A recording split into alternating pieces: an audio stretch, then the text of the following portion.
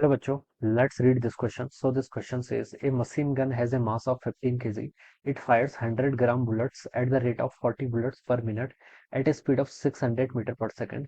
What force is required to keep the machine gun in position? ठीक है, machine gun को position पर रखने के लिए कितना फोर्स आपको यहाँ पर देना पड़ेगा ये बताना है. ऑलराइट, तो देखिए बच्चों, इस क्वेश्चन का की कॉन्सेप्ट आप क्या लिख सकते हैं. The key concept of this question, आपको यहाँ पर से फोर्स कैलकुलेट करके बताना है. ठीक है, कितना फोर्स, ठीक है, कितना फोर्स लगाना पड़ेगा. जितना देखिए मशीन गन से अगर हम बुलेट को फायर करेंगे तो बुलेट देखिए आगे की तरफ जाएंगे, किसमें, फॉरवर्ड डायरेक्शन में जाएंगे, फॉरवर्ड डायरेक्शन में जाएंगे. ठीक है, और देखिए बुलेट 40 बुलेट्स पर मिनट में जा रही है और इसकी स्पीड बहुत हाई है. तो बुलेट के पास क्या होगा, काफी ज्यादा मोमेंटम होगा. क्या होगा, जो बुलेट्स जा रही हैं उनके पास काफी ज्यादा मोमेंटम होगा. And from the momentum conservation, अगर हम जिस पर्सन ने बुलेट मशीन गन को पकड़ा हुआ है और जो पर्सन है, मशीन गन प्लस पर्सन अगर एक सिस्टम है, तो हम बता सकते हैं बुलेट आगे की तरफ जाएगी तो उसका हाई मोमेंटम होगा. तो उससे जिस पर्सन ने इसको पकड़ा होगा उस पर भी फोर्स लगेगा, किस डायरेक्शन में, जिस डायरेक्शन में मूवमेंट बुलेट जा रही है उसके अपोजिट डायरेक्शन में. ठीक है, तो क्या लगेगा, अपोजिट डायरेक्शन में फोर्स. तो हमें पूछा गया कि कितना फोर्स हमें चाहिए लगाना पड़ेगा कि जिससे हम क्या स्टैंड स्टिल रह सके, मतलब अपनी पोजीशन पर खड़े रह सके, वही बताना है. ठीक है,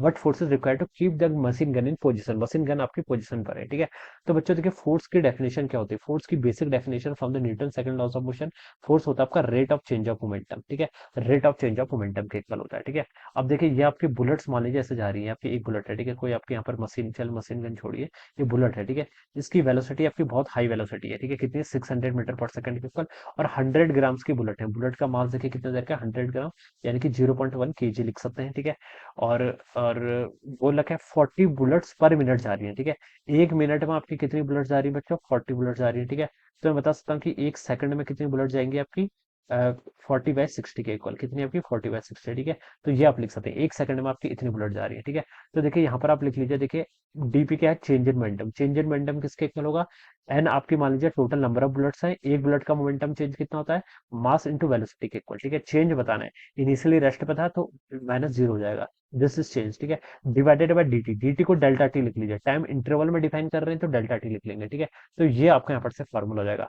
ये क्या आ जाएगा, this much force is required. ठीक है, इतना फोर्स, देखिए इतना फोर्स बुलेट आप पर पीछे की तरफ लगाएगी और आपको पोजीशन पर रहना है तो आपको भी इतना फोर्स कम से कम यहाँ पर लगाना पड़ेगा. ठीक है, इतना फोर्स की क्या होगी, रिक्वायरमेंट होगी.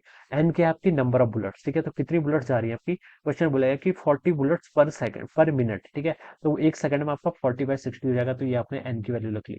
इंटू देखिए मास इंटू वेलोसिटी, मास कितना है एक बुलेट का, 0.1 केजी, इंटू इसकी वेलोसिटी, कितनी वेलोसिटी से जा रही है, चेंज इन वेलोसिटी बेसिकली, तो इनिशियल तो जीरो होगी और फाइनल कितना, 600. तो फाइनल माइनस इनिशियल हो जाएगा 600 माइनस जीरो के इक्वल. तो ये तो आपका मोमेंटम चेंज आ गया, डिवाइडेड बाय आपका क्या, डेल्टा टी. ठीक है, 1 सेकंड की बात कर रहे हैं, किसकी बात कर रहे हैं, 1 सेकंड, तो यहाँ पर आपका 1 के इक्वल आ जाएगा. ठीक है, 1 सेकंड कुछ मेंशन नहीं कर रखा है, तो फोर्स की यूनिट क्या होती है, केजी मीटर पर सेकंड, तो 1 सेकंड ले लेंगे. ठीक है, ये आ जाएगा. अब बस इसकी न्यूमेरिकल वैल्यू निकाल दीजिए, ये आपका 2/3 के इक्वल हो जाएगा. ठीक है, और अंदर क्या आ गया आपका, 600 इंटू 0.1 करूंगा तो आपका 60 के इक्वल आ जाएगा. यहाँ से इसको सॉल्व करेंगे तो 20, 20 इंटू 2 कितना हो जाएगा, 40. फोर्स है तो न्यूटन में आना चाहिए था, 40 न्यूटन इसका राइट आंसर हो जाएगा. तो ऑप्शन ए क्या होगा बच्चों, उसके करस्पॉन्डिंग यहाँ से करेक्ट आंसर हो जाएगा. This will be the answer of this question, यानी कि आपको 40 न्यूटन का फोर्स क्या चाहिए होगा मशीन गन को उसकी पोजीशन पर रखने के लिए. Alright, this would be the answer. So I hope you all understood this concept. All the best and thank you so much.